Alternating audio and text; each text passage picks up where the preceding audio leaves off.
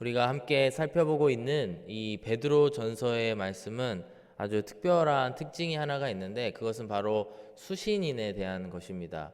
물론 많은 서신들이, 성경에 나오는 많은 서신들이 그 수신인들이 특정되어 있거나 혹은 특별한 특징이 있지만, 특별히 이 베드로 전서의 수신인들의 경우에는 당시 로마 제국에서 핍박을 받고 있던 그런 성도들에게 이제 사도 베드로가 편지한 그런 글이 바로 우리가 함께 읽고 있는 베드로 전서의 말씀입니다. 성경 내부적으로 봐도 그런 단서들이 많이 숨어 있는데요.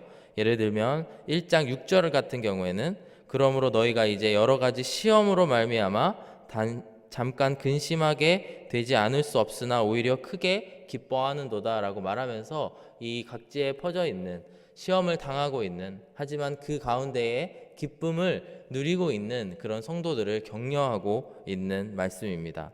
실제로 어제도 함께 살펴보았지만 사도행전과 같은 말씀에도 보면은 당시에 많은 성도들이 로마 제국의 핍박을, 그 국가의 핍박을 받고 있었다라고 하는 것을 알 수가 있습니다.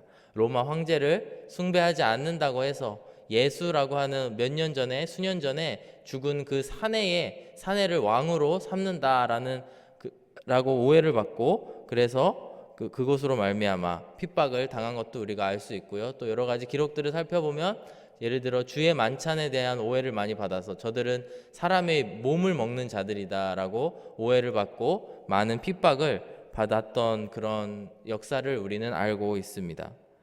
이러한 성도들을 향하여 사도 베드로는 위로의 말씀, 또 그들에게 힘을 내라고 이제 베드로전서의 그 편지를 써 내려가고 있는데, 그리고 우리가 잘 알고 있는 하나님의 말씀인데요. 1장 13절 말씀해 보시면은 그러므로 너희 마음의 허리를 동이고 근신하여 예수 그리스도께서 나타나실 때에 너희에게 가져다 주실 은혜를 온전히 바랄지어다라고 말을 하면서, 이제 이 편지가 그 각지에 퍼져 있는 그런 핍박받고 있는 성도들에게 마음의 허리를 동이고 근신해서 예수 그리스도께서 나타나실 때에, 즉 예수님께서 재림하실 마지막 그때까지 잘 견디고 버텨내라 라고 하는 격려를 하고 있다라고 하는 것입니다. 이제 우리가 함께 어제 살펴본 말씀과 오늘 함께 읽었지만 이 살펴볼 말씀은 이게 잘 연결이 되어 있는 하나의 한 덩어리의 말씀이라고 볼 수가 있는데요. 어제 말씀은 그 전반부라고 할 수 있고, 오늘 말씀은 그 후반부와 마무리로라고 이야기를 할 수가 있는데, 바로 2장 13절에서부터 사도 베드로는 이러한 핍박받은 성도들에게 향하여서 선한 행실을 보여줌으로 말미암아서 여러 가지 처할 수 있는 상황 가운데에서 그리스도인답게, 그리고 핍박받는 가운데에서도 하나님의 그 부르신 영광을 따라 살아가라라고 권면을 하고 있습니다. 그래서 그 말씀이 시작되는 2장 12절 말씀을 함께 한 목소리로 읽어보시면서 또 그 앞의 내용을 이해하고 또 본문으로 들어가기를 원하는데요. 2장 12절 말씀에서 이렇게 이야기합니다. 너희가 이방인 중에서 행실을 선하게 가져 너희를 악행한다고 비방하는 자들로 하여금 너희 선한 일을 보고 오시는 날에 하나님께 영광을 돌리게 하려 함이라. 이렇게 하나님께서는 말씀을 하고 있습니다. 이게 무슨 뜻일까요? 많은 이방인들이 이 그리스도인들, 각지에 퍼져 있는 그리스도인들을 향하여 저들은 악행을 한다라고 비방을 하고 있다라는 것입니다. 그런 비방 가운데에서도 오직 하나님의 영광만을 바라보고 하나님만 바라보고 선한 일을 행하라라고 이야기를 하고 있습니다. 그래서 2장 13절부터 이렇게 여러 가지 그 상황에 대해서 이야기를 하고 있는데, 우선 2장 13절의 말씀, 13절에서 17절까지는 바로 그런 그들을 가장 직접적으로 핍박하고 있는 나라와 그 제도나 또 왕이나 총독과 같은 권력자들에게 순종하라라고 이야기를 하고 있습니다. 그리고 그 이후에 2장 18절에서 25절까지의 말씀에서는 사환들아라고 시작하는 말씀인데요. 바로 그 주인과 사환 간의 관계에 있어서 그 주인이 선한 주인이든 아니든 간에 그곳에서 그들에게 순종하라라고 이야기하고 있는데, 이는 바로 그들의 일상생활에서 바로 그 직장 상사나 혹은 그들을 고용한 사람들을 잘 대하고 그들에게 순종하면서 나아가라라고 이야기를 하고 있습니다. 그리고 오늘 말씀 3장 1절에서 7절까지의 말씀을 보시면은 1절에서 6절까지는 아내들에게 남편을 어떻게 대하고, 또 7절 말씀에서는 남편들이 아내를 어떻게 대할 것인지에 대해서 이야기를 하고 있습니다. 정리하면 이렇습니다. 이렇게 사도 베드로의 권면은 바로 정부와 권력자들에게 순종하고, 또 더 나아가 직장에서 또 그 고용하고 있는 그 윗사람들에게 순종하고, 또 가정에서는 배우자에게 서로 순종하는 그런 모습을 권면을 하고 있다라고 하는 것입니다. 정부의 관리가 어진 사람이건 아니건 폭군이건 간에 그들에게 순종하라고 권면하고 있는 것이고요.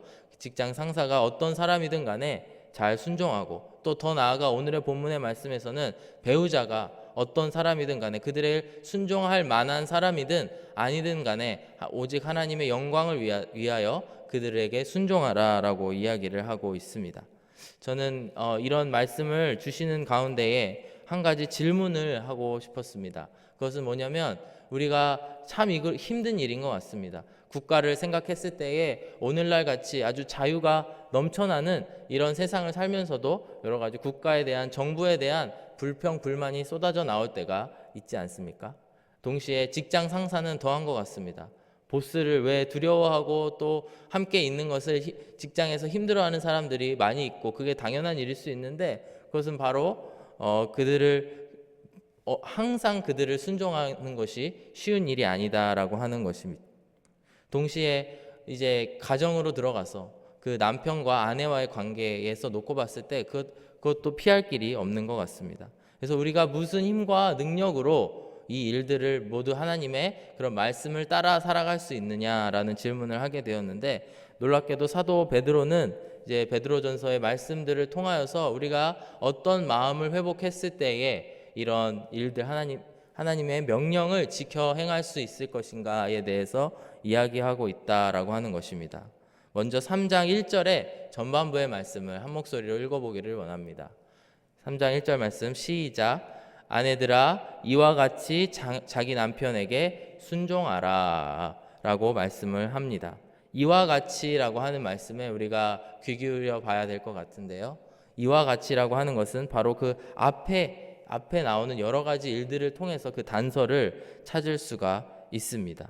2장 17절의 말씀을 함께 보시면은 바로 그 앞에 있는 말씀인데, 바로 그 나라와 그 여러 가지 왕이나 총독으로 표현되는 권력자들에게 순종하고 존대하라라고 하는 말씀의 마지막 구절입니다. 17절 말씀을 보시면 뭇 사람을 공경하며 형제를 사랑하며 하나님을 두려워하며 왕을 존대하라라고 이야기를 하고 있습니다. 이렇게 왕을 존대하고 또 나중에 총독을 존대하고 그들에게 순종할 때에 우리가 가져야 되는 마음은 바로 하나님을 두려워하는 마음을 가졌을 때에 가능하다라고 하는 것입니다. 같은 말씀이 18절 바로 그 다음 구절 말씀에도 이야기가 되고 있는데, 이제 사환드라로 시작되는 그 직장에서 혹은 그 일하고 있는 환경 가운데에서의 일들인데요. 사환드라 범사에 두려워함으로 주인들에게 순종하되 선하고 관용하는 자들에게만 아니라 또한 까다로운 자들에게도 그리하라라고 이야기를 하면서 그 이후의 말씀을 보시면은 너희가 두려움 가운데에 그 일을 행하라라고 이야기를 하고 있습니다. 즉 이 같은 원리가 우리의 가정 안에서 그 부부의 관계 안에서도 똑같이 적용이 된다라고 하는 것입니다. 3장 1절의 말씀을 다시 한번 읽어보시면 아내들아 이와 같이 자기 남편에게 순종하라. 이는 혹 말씀을 순종하지 않는 자라도 말로 말미암지 않고 그 아내의 행실로 말미암아 구원을 받게 하려 함이니 라고 말씀을 하고 있습니다. 3장 2절도 함께 읽으시면 너희의 두려워하며 정결한 행실을 봄이라 라고 말씀을 합니다. 즉 우리가 하나님을 두려워하는 마음을 가질 때에 가정 안에서도 남편에게 그리고 아내를 존중하는 마음을 가질 수 있다라고 하는 것입니다. 하나님을 두려워하면 어떻게 그것이 가능한가요? 왜냐하면 비록 내 남편이 아직 신앙이 없을지라도 그것을 가정하고 있습니다. 그 당시에는 이제 그리스도인들이 처음 이렇게 예수님을 믿기 시작한 그 초대교회 시기이기 때문에 남편이 믿지 않는 부녀자들이 어찌 보면 지금보다 더 많이 있었던 것이 당연한 상황이라고 생각이 되는데요. 그 가운데에서도 그 남편이 신앙이 아직 없지만 그리고 도저히 그가 하는 행동이나 모든 것들이 순종할 만한 그런 가치가 없지만 그 가운데에서도 이 가정을 허락하신 하나님을 두려워하는 마음으로 그 남편에게 순종하며 나아가야 된다. 그럴 때에 그 남편이 혹 그 하나님의 말씀을 받아들이고 지금은 순종하지 않지만 그 말씀을 받아들이고 또 구원받을 수 있고 그것이 하나님께 영광이 된다라고 이야기를 하고 있다라는 것입니다. 잠언 1장 7절 말씀, 잘 아는 말씀이라고 생각이 되는데요. 여호와를 경외하는 것이 지식의 근본이거든 미련한 자는 지혜와 훈계를 멸시하느니라 라고 말씀을 하고 있습니다. 우리 안에 하나님을 경외하는 마음이 회복될 때에 우리들 안에 모든 그 지혜와 지식들이 회복될 줄로 믿습니다. 그 가운데에 우리가 하기 힘든 일들, 나를 직접적으로 핍박하는 그 국가와 또 정말 너무나 보기 힘든 그런 직장 상사가 있을지라도, 그리고 또한 더 나아가서 존경할 수 없는 남편이 나에게 있을지라도 그들에게 순종하며 살아갈 수 있다라고 하는 것입니다. 이제 3절에서 5절까지의 6절까지의 말씀을 함께 살펴보실 텐데 사도 베드로는 이러한 하나님께 순종하는 마음, 그리고 남편에게 순종함으로 하나님을 두려워하고 순종하는 마음이 가장 아름답게 치장하는 방법이라고 이야기를 하고 있습니다. 3절 4절 함께 읽어보시면 너희의 단장은 머리를 꾸미고 금을 차고 아름다운 옷을 입는 외모로 하지 말고 오직 마음에 숨은 사람을 온유하고 안정한 심령에 썩지 아니할 것으로 하라. 이는 하나님 앞에 값진 것이니라 라고 말씀을 합니다. 더 나아가 5절 6절의 말씀을 보시면은 그 대표적인 예로 사라에 대한 예를 들고 있는데 전에 하나님께 소망을 두었던 거룩한 부녀들도 이와 같이 자기 남편에게 순종함으로 자기를 단장하였나니 사라가 아브라함을 주라 칭하여 순종한 것 같이 너희는 선을 행하고 아무 두려운 일에도 놀라지 아니하면 그의 딸이 된 것이라 라고 말씀을 합니다. 이 말씀을 생각해 볼 때에 일단 사라라고 하는 그 사람도 아브라함이라고 하는 자기 남편을 끝까지 잘 존중하고 살았던 사람임을 우리는 알 수가 있는데 그걸 더 나아가 6절의 말씀이 굉장히 흥미롭다고 생각이 됩니다. 사라가 아브라함을 주라 칭하여 순종한 것 같이 너희는 선을 행하고 아무 두려운 일에도 놀라지 아니하면 그의 딸이 된 것이다 라고 이야기를 하고 있는데요. 즉 무슨 뜻이냐면 우리가 이 세상에 두려워할 만한 일들이 많이 있다라고 하는 것입니다. 하지만 그 가운데에 하나님을 두려워함으로 하나님을 가장 먼저 두려워함으로 말미암아 그 외에 이 세상적인 두려움이 우리에게 찾아올지라도 그 어떤 것도 우리가 두려워할 일이 없고 또 그 두려움에서 우리가 세상적인 두려움에서 벗어났을 때에 우리가 사라의 딸이 된다라고 하는 것을 이야기하고 있는데 즉 사라의 딸이 된다라고 하는 것은 아브라함의 딸이 되는 것이고 그것이 바로 그 언약 백성들 하나님의 백성이 된다라고 하는 것입니다. 우리 안에 하나님을 경외하고 하나님을 두려워함이 회복됐을 때에 바로 우리에게 일어나는 일이 무엇이냐면요, 세상의 어떤 것들도 우리가 두려워하지 않는다라고 하는 것입니다. 저도 그렇고 많은 사람들이 지금 아주 불안한 시기를 보내고 있는 분들이 많을 거라고 생각합니다. 참 예측하기 힘든 그런 상황들 가운데에 한 주 한 주 우리들이 살아가고 있는데 그 가운데에서도 우리가 하나님을 마땅히 두려워함으로 세상적인 두려움을 이겨내시는 저와 여러분들 한 분 한 분 되시기를 축복합니다. 7절 말씀을 또한 살펴보지 않을 수가 없는데요. 이제 남편들에 대한 이야기를 한 구절이지만 짧지만 아주 강한 메시지로 이야기를 하고 있습니다. 다 함께 한 목소리로 읽기를 원합니다. 시작. 남편들아 이와 같이 지식을 따라 너희 아내와 동거하고 그를 더 연약한 그릇이요 또 생명의 은혜를 함께 이어받을 자로 알아 귀히 여기라. 이는 너희 기도가 막히지 아니하게 하려 함이라 라고 이야기하고 있습니다. 이곳에서도 똑같이 남편들아 이와 같이라고 이야기를 하고 있는데 마찬가지로 하나님을 경외함으로 그 하나님을 아는 지식을 따라 아내에 대해서 이와 같이 대우하고 이와 같이 행동해라 라고 이야기를 하고 있습니다. 이 내용들을 살펴보시면은 아내와 함께 살고 함께 동거하고 그리고 그 아내가 나보다 연약한 육체를 가진 사람임을 이해하고 그들을 잘 대하라라고 이야기를 하고 있습니다.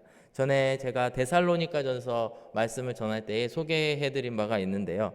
당시 그 헬라 문화권 안에서는 아내가 여러 가지 수단 중에 하나라고 말씀을 드린 적이 있습니다. 바로 그 한 남자에게 많은 그 여자들이 이렇게 연관이 돼 있었는데, 지적으로 사랑하는 자들, 지적인 사랑을 하는 그런 대상이 있었고, 또한 노예 출신 중에서 첩으로 삼는 첩들이 있었고, 또한 아시다시피 신전에 있는 창녀들을 통하여서 성적인 그런 욕구들을 해결을 하고, 이제 아내는 그 아내의 기능은 가정을 다스리는 그런 자녀들의 엄마로서의 그런 기능 중에 하나였던 그런 그 사회적인 풍토가 바로 이 헬라 문화권에 있었던 일들이라고 하는 것입니다.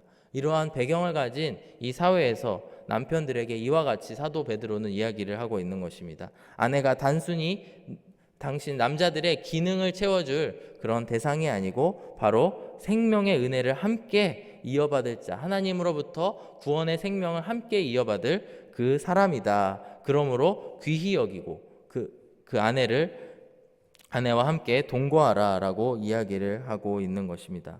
이렇게 하면서 사도 베드로의 권면은 이제 마무리가 됩니다. 우리가 세상을 살아가면서 한 나라에 속하게 될 것이라고 되는 줄로 압니다. 그리고 또한 그 어떠한 상황에서든 인간적인 관계, 직장이라든지 이런 관계 가운데에 있는 줄로 압니다. 또한 우리는 한 가정의 구성원으로서 아내 혹은 남편의 역할을 하게 되는데, 그 가운데에 이와 같이 하라라고 말씀하신 것처럼 늘 하나님을 두려워하고 경외함으로 말미암아, 그래서 내가 하고 싶지 않은 일들, 내가 순종하고 싶지 않더라도 그들에게 선한 행실을 보이면서 나아가시는 저와 여러분들 되시기를 축복합니다. 남은 8절에서 12절의 말씀을 통해서 이 앞에 모든 이 4번을 통해서 말씀하신 것에 대해서 마무리를 하고 있는데요. 사실 이 글귀를 그냥 읽어보기만 해도 은혜가 됩니다. 그래서 한번 8절에서부터 12절까지 한 목소리로 읽어보길 원하는데 함께 읽겠습니다. 마지막으로 말하노니 너희가 다 마음을 같이하여 동정하며 형제를 사랑하며 불쌍히 여기며 겸손하며 악을 악으로 욕을 욕으로 갚지 말고 도리어 복을 빌라. 이를 위하여 너희가 부르심을 받았으니 이는 복을 이어받게 하려 하심이라. 그러므로 생명을 사랑하고 좋은 날 보기를 원하는 자는 혀를 금하여 악한 말을 그치며 그 입술로 거짓을 말하지 말고 악에서 떠나 선을 행하고 화평을 구하며 그것을 따르라.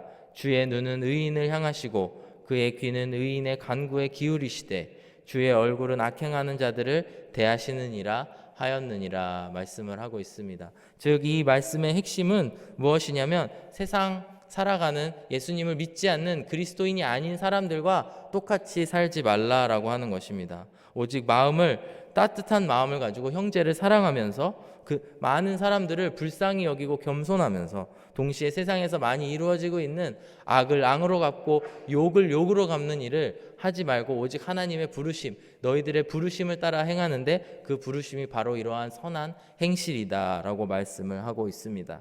저에게도 개인적으로 12절의 말씀이 많이 와닿았고 위로가 되는 말씀인데, 이제 이 구절은 시편 34편의 말씀을 사도 베드로가 인용한 말씀인데, 이렇게 다시 한번 읽기를 원합니다. 주의 눈은 의인을 향하시고 그의 귀는 의인의 간구에 기울이시되 주의 얼굴은 악행하는 자들을 대하시느니라 하였느니라. 즉 하나님께서는 늘 의인들, 그 보이지 않는 빛과 소금과 같이 눈에 보이지는 않지만 각 자리에서 선한 행실을 하고 있는 사람들에게 귀를 기울이시고 또 그의 시선이 향해 있다라고 하는 것입니다. 또한 악행하는 자들, 어떻게 저런 사람이 저렇게 살지라고 하나님의 공의는 살아계신 것인가, 이런 질문을 스스로 하게 될 때도 있을 터인데, 하나님의 얼굴은 그들을 대하고 계시고 언젠가 하나님의 심판은 그 국가나 직장 상사나 혹은 가정에 있는 그 불의한 사람들에게 향해 있다라고 하는 것입니다. 사랑하는 여러분, 우리가 하나님의 자리에 서지 말아야 됩니다. 그것은 바로 우리가 하나님의 부르심이 무엇인지를 다시 한번 깨닫는 것입니다. 하나님께서는 오늘 사도 베드로를 통해서 너희들의 부르심은 바로 이러한 선한 행실을 행하는 것이고 악을 악으로 갚고 욕을 욕으로 갚지 않는 것이다 라고 말씀을 하고 있습니다. 하나님께서는 모든 것을 아시고 모든 것을 보고 계시는 줄로 믿습니다. 그 믿음을 가지고 오늘도 하나님을 두려워하시면서 나아가시는, 경외하시면서 나아가시는 저와 여러분 되기를 주의 이름으로 축원합니다. 함께 기도하겠습니다. 사랑이 많으신 하나님 아버지, 감사합니다. 오늘 말씀을 통해서 우리들의 부르심이 무엇인지 다시 한번 회복하기를 원합니다. 하나님 아버지, 우리들에게 부르신 것은 선한 행실로 살아가는 것이라 말씀하셨사오니 오늘도 주님만 바라보고 주님만 두려워하며 선하게 살아가는 저와 여러분들 모든 한우리교회 성도님들 되기를 간절히 바랍니다. 오늘도 주님께서 함께하여 주시고 우리 안에 능력 주실 줄로 믿으며 예수 그리스도의 이름으로 기도드렸습니다. 아멘.